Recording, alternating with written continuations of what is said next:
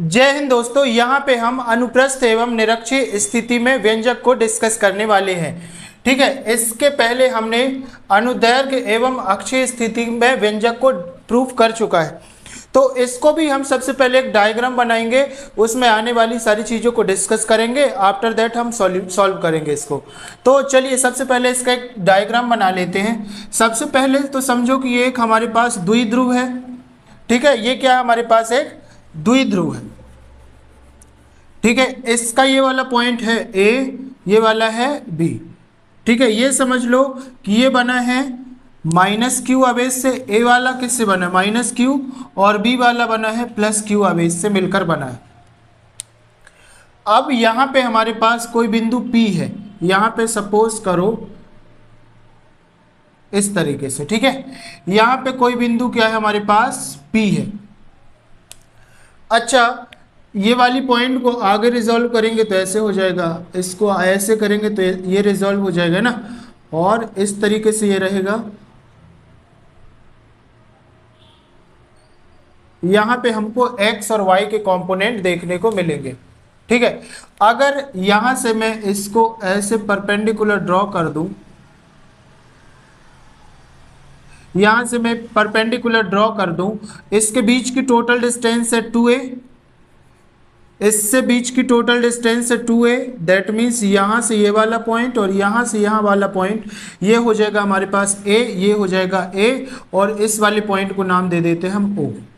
ठीक है, यहाँ पे कोई दिक्कत नहीं है। और यहाँ से यहाँ तक की जो हाइट है, ये दूरी है, इसको बोल देते हैं r। अब समझो कि अगर ये वाले डिस्टेंस को मैं आगे ऐसे रिजॉल्व करूँगा और ये हो जाएगा हमारे पास ये वाला पॉइंट, तो इस ये वाला हो जाएगा हमारे पास y एक्सेस और ये हो जाएगा हमारे पास x एक्सेस। यहाँ पे समझो, यहाँ पे जो हमको y के कंपोनेंट मिलेंगे इसको हम बोलेंगे E1y। ठीक है, यहाँ पे हमको एक कंपोनेंट मिलेगा ऐसे, तो ये हो जाएगा E2y। ठीक है, इसी तरीके से ये हो जाएगा हमारे पास E1x और ये हो जाएगा हमारे पास E2x। ठीक है, एक्स एक्सेस में विद्युत क्षेत्र की तीव्रता और ये हो जाएगा वाई एक्सेस में विद्युत क्षेत्र की तीव्रता। अगर हम इसको ऐसे मिलाएं, ये मेरे को एक ट्रायंगल टाइप का मिलेगा, इसको मैं बोलता हूं E1 और इसको बोलता हूं E2। ठीक है, ये चीज आपको समझ में आ गई। बस इसको रिजॉल्व कर दिया मैंने, कुछ नहीं किया। देखो ये वाई एक्सेस है तो वाई एक्सेस को रिजॉल्व कर दिया यहाँ पे ये वाले में। ठीक है, तो ये हो जाएगा EY और EY। इसी तरीके से मैंने x वाले को, अगर इसको भी करोगे तो यहाँ से ये हो जाएगा, यहाँ से ये, मतलब सेम सेम बन जाएगा। तो मैंने एक डायरेक्शन में आपको x एक्सिस में बता दिया है। ठीक है, यहाँ पे भी आप लोग कर सकते हैं, जिस डायरेक्शन में आपको प्रूफ करना है वहाँ पे आप लोग निकाल सकते हैं। तो मैंने x एक्सिस के यहाँ पे कॉम्पोनेंट लिया है। और यहाँ पे देखो, अगर इसकी डिस्टेंस निकालनी हो तो देखो ये हमारे पास 90 डिग्री हो जाएगा। तो अगर यहां से मैं देखता हूं, मैं पाइथागोरस थ्योरम लगा रहा हूं प्रमेय से। ठीक है, पाइथागोरस प्रमेय क्या होता है? कर्ण का स्क्वायर इज इक्वल टू लंब का स्क्वायर प्लस आधार का स्क्वायर। तो कर्ण क्या है आपके पास? ये वाला है ना, तो कर्ण है आपके पास कि कर्ण की कोई वैल्यू नहीं है, तो कर्ण का स्क्वायर इज इक्वल टू लंब कितना है आपके पास? यहाँ पे देखो लंब तो ये हो जाएगा ना आपके पास ये वाला, तो ये हो जाएगा आपके पास r और ये हो जाएगा आपके पास a, मतलब r का स्क्वायर प्लस a का स्क्वायर। और यहाँ से अगर इसका होल स्क्वायर हटा दूंगा तो ये हो जाएगा कर्ण की जो वैल्यू आ जाएगी ये हो जाएगा हमारे पास रूट ऑफ r का स्क्वायर प्लस a का स्क्वायर। ठीक है, मतलब जब भी ये रूट होता है ना, ये किसी भी का रूट का मतलब होता है √2। अगर ये हटेगा तो ये आ जाएगा। ठीक है, समझ गए बात? तो इस तरीके से ये हो जाएगा, मतलब अपने पास कर्ण की वैल्यू क्या आई? √1/r² plus a²। That means यहाँ पे ये हो जाएगा कर्ण और यहाँ पे ये हो जाएगा कर्ण। तो कर्ण तो दोनों जगह सेम है, तो कर्ण की वैल्यू क्या हो जाएगी हमारे पास? √r का स्क्वायर प्लस, यहाँ पे हो जाएगा अपने पास r का स्क्वायर प्लस a का स्क्वायर। यहाँ पे भी क्या हो जाएगा हमारे पास? r का स्क्वायर प्लस a का स्क्वायर। ठीक है, ये इस तरीके से हो जाएगा। अब हमको क्या करना है, इसको प्रूफ करना है। तो सबसे पहले इसका थोड़ा सा स्टेटमेंट लिख लेते हैं, इसका डिस्क्रिप्टिव हमने क्या किया। तो यहाँ पे हमने सिमिलर क्या लिखना है, यहाँ पे अभी हमने लिखा ना, तो इसमें क्या लिखना, ए और बी एक विद्युत द्विध्रुव है। यहाँ पे इसका डिस्क्रिप्शन लिखते हैं, माना ए बी एक क्या है, विद्युत द्विध्रुव है जो -q एवं +q आवेश से मिलकर बने हैं। ठीक है, बना है, बने हैं नहीं, बना है। -q और +q, +q आवेश से मिलकर बना है। इनके बीच की दूरी 2a है। इनके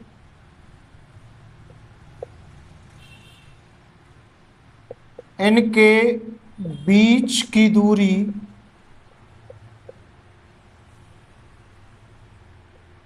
2a है। ठीक है, तथा मध्य बिंदु O है। बिंदु O से R दूरी पर एक बिंदु P है। यहां पे लिखो, बिंदु O से R दूरी पर एक बिंदु क्या है, एक बिंदु P है, जिस पर हमको विद्युत क्षेत्र की तीव्रता ज्ञात करनी है। जिस पर विद्युत क्षेत्र की तीव्रता मतलब E हमको क्या करना है, फाइंड करना है। यहां पे मैं लिख देता हूं, जिस पर विद्युत क्षेत्र की तीव्रता हमको फाइंड करनी है। ठीक है, यहां पे लिखो, -q आवेश के कारण, -q आवेश के कारण बिंदु P पर क्या हो जाएगा, विद्युत क्षेत्र की तीव्रता मतलब E हो जाएगा 1/4 पाई एप्सिलॉन नॉट।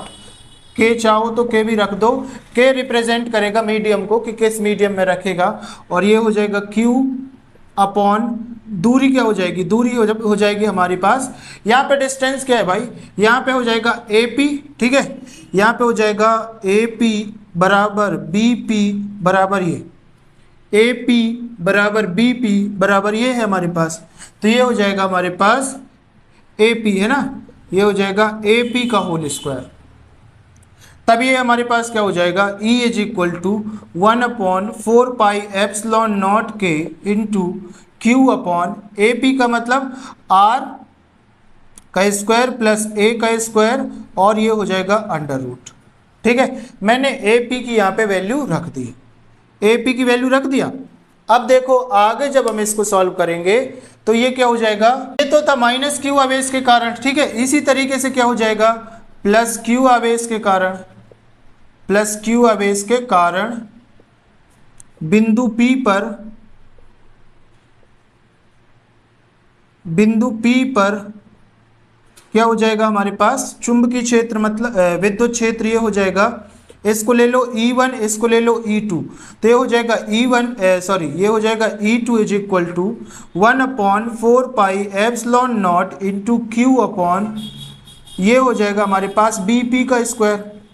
ठीक है, और जब हम इसको सॉल्व करेंगे आगे तो ये हो जाएगा E2 is equal to 1/4 pi epsilon not into Q upon under root of R का स्क्वायर प्लस A का स्क्वायर।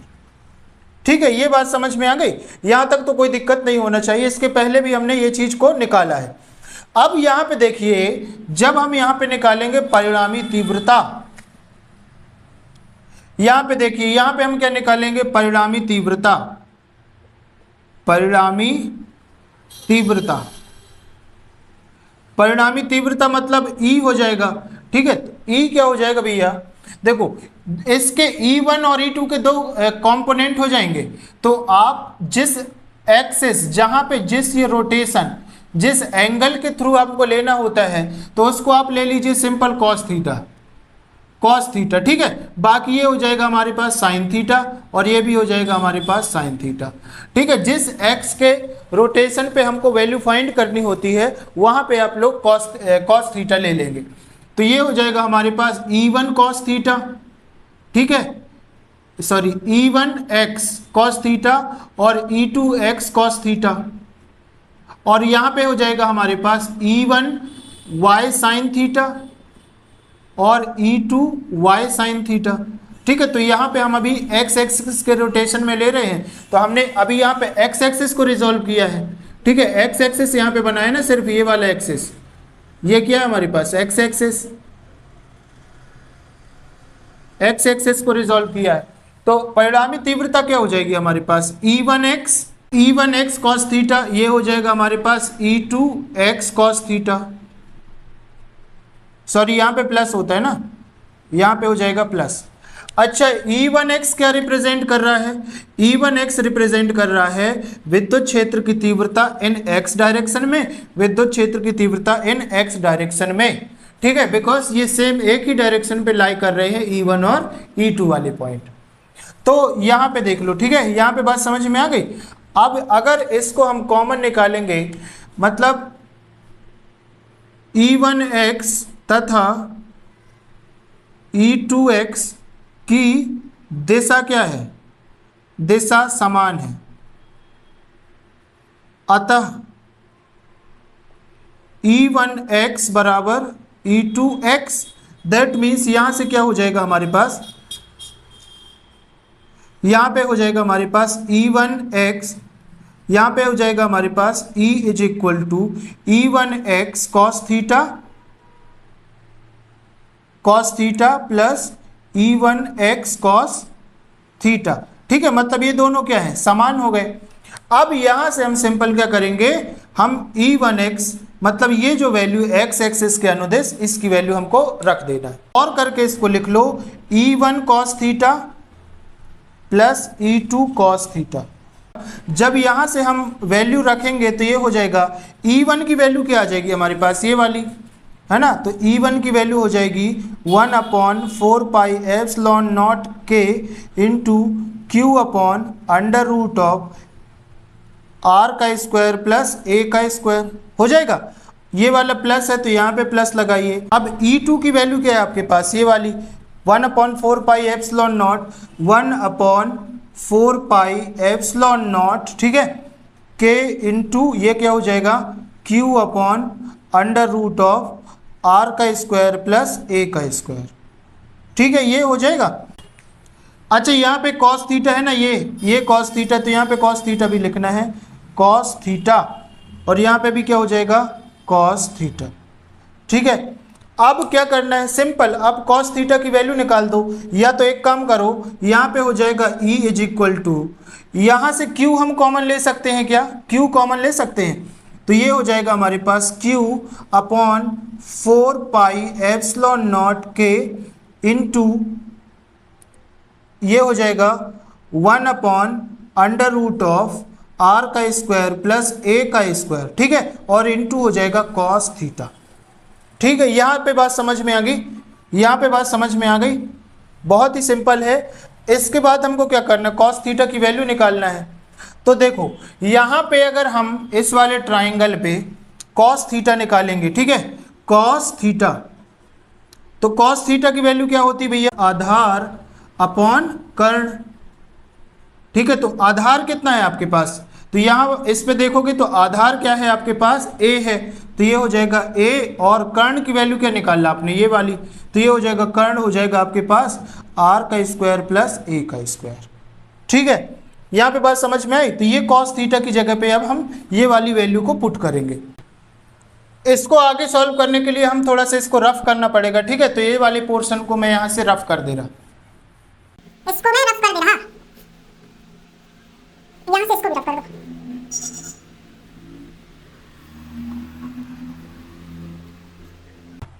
इस वाले पोर्शन को मैं एक बार फिर लिख दे रहा हूँ यहाँ पे। तो ये हो जाएगा E is equal to 1/4 pi epsilon not into यहाँ पे क्या बचा,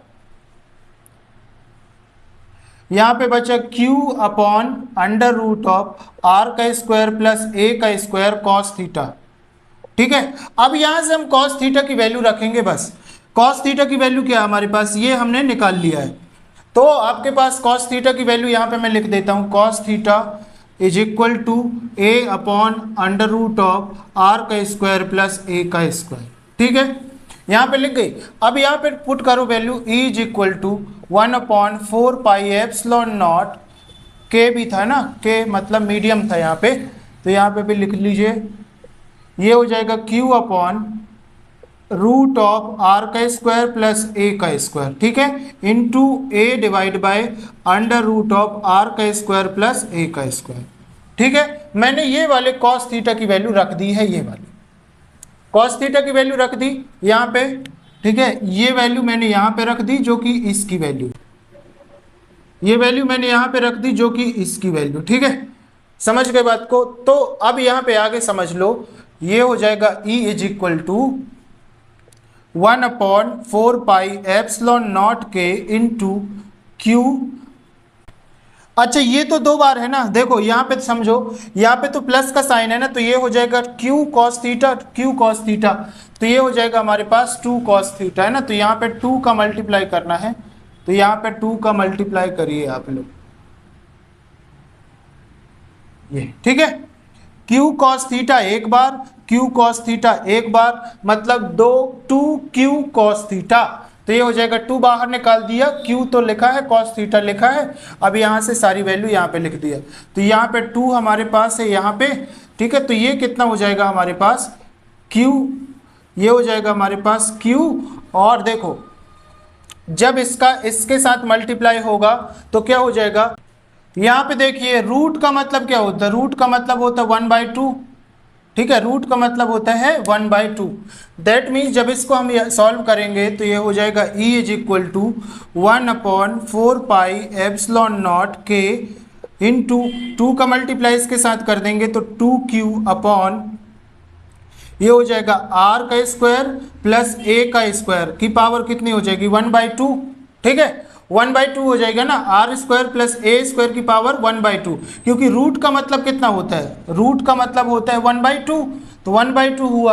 और एक बार ये रूट है, दैट मीन्स +1 हो जाएगा, है ना, एक बार 1, क्योंकि जब मल्टीप्लाई करते हैं तो पावर क्या हो जाती है, ऐड हो जाएंगी, तो ये पावर ऐड हो जाएगी। दैट मीन्स ये हो जाएगा E is equal to 1/4 epsilon not के इंटू, ये हो जाएगा 2q अपॉन r का स्क्वायर प्लस a का स्क्वायर की पावर 3/2। ठीक है, ये यहाँ पे समझ में आ गई। अच्छा, इसको कैसे सॉल्व किया, तो देखो सिंपल, इसका मल्टीप्लाई इसके साथ किया तो 2 1 जा 2, और जो भी आया उसको इसके साथ ऐड कर दिया, प्लस कर दिया, तो 2 एकम 2 प्लस 1 3/2। तो यहाँ पे तो a भी है ना, तो a यहाँ पे लिखा जाएगा, है ना, ये वाला a यहाँ पे आ गया, q तो ये है, ये आ गया, तो 2qa। ठीक है, और हमको पता है, क्या पता है कि p इज इक्वल टू क्या होता है 2a इंटू q, है ना, और ये p क्या होता है द्विध्रुव आघूर्ण, द्विध्रुव, और ये होता है आघूर्ण, द्विध्रुव आघूर्ण। ठीक है, यहाँ से, तो यहाँ से हमारे पास आ जाएगा p। ठीक है, समझ गए ना, यहाँ से हमारे पास क्या आ जाएगा, यहाँ पे p की वैल्यू, तब यहाँ पे क्या लिखा जाएगा, तो ये यहाँ पे हो जाएगा E is equal to 1/4 epsilon not के इंटू, यहाँ पे हो जाएगा p अपॉन r की पावर 2 प्लस a की पावर 2 की पावर 3/2। माना, यहाँ पे कंडीशन माना कि जो r की वैल्यू है वो बहुत ज़्यादा है a से, मतलब a की वैल्यू क्या हो जाएगी 0, a का मान नागण्य रखने पर, तब यहाँ पे क्या हो जाएगा E is equal to 1/4 epsilon not E का। ठीक है, और k हमारे पास परावैद्युतांक क्या है, परावैद्युतांक, परावैद्युतांक मतलब k हमारे पास मीडियम है वायु। ठीक है, वायु में k का मान होता है 1। ठीक है, वायु में k का मान होता है 1, तो ये हो जाएगा 1/4 एप्सिलॉन नॉट, और k के प्लेस पे हमने रख दिया 1, तो 1 का तो कोई मतलब नहीं होता, तो ये हो जाएगा हमारे पास p अपॉन आर का स्क्वायर, ठीक है, प्लस 0 का स्क्वायर की पावर 3/2। अब यहाँ पे समझो ये हो जाएगा हमारे पास E is equal to 1/4πε0 into P upon R की पावर 2 की पावर 3/2, ठीक है, हो जाएगा। जब ये हो जाएगा तो ये वाला 2 इससे कट जाएगा, तब ये हमारे पास बचेगा E is equal to 1/4πε0 into ये बचेगा P अपॉन ये कितना हो जाएगा R की पावर 3 बस बचेगा यहाँ पे, तो ये हो जाएगा R की पावर 3। ये हो जाएगा हमारे पास R की पावर 3 और यही हमको प्रूफ करना था, यही हमको क्या करना था, यही हमको प्रूफ करना था। और इसकी यूनिट हो जाएगी न्यूटन प्रति कूलम, न्यूटन प्रति कूलम, इसकी यूनिट क्या हो जाएगी, न्यूटन प्रति कूलम। आई होप को ये चीज़ें आपको समझ में आ गई होंगी, बहुत कठिन नहीं है, मैंने आपको सारी एक एक वैल्यू निकाल के बता दी है। आई होप सो कि ये आप लोग समझ गए होंगे। एक इसका स्क्रीनशॉट लीजिए मस्त सा, ठीक है, और उसको 1-2 बार सॉल्व करने की कोशिश करिए, ये आपसे बहुत अच्छे से बन जाएगा। फिर भी अगर कहीं पे कोई डाउट हो तो मेरे को आप कमेंट करके पूछ सकते हैं। अगर वीडियो अच्छा लगा हो तो वीडियो को लाइक करें, चैनल को सब्सक्राइब करें और दोस्तों तक शेयर करें, ठीक है। आज के वीडियो में बस इतना ही, मिलते हैं नेक्स्ट वीडियो में, तब तक के लिए जय हिंद, वंदे मातरम दोस्तों।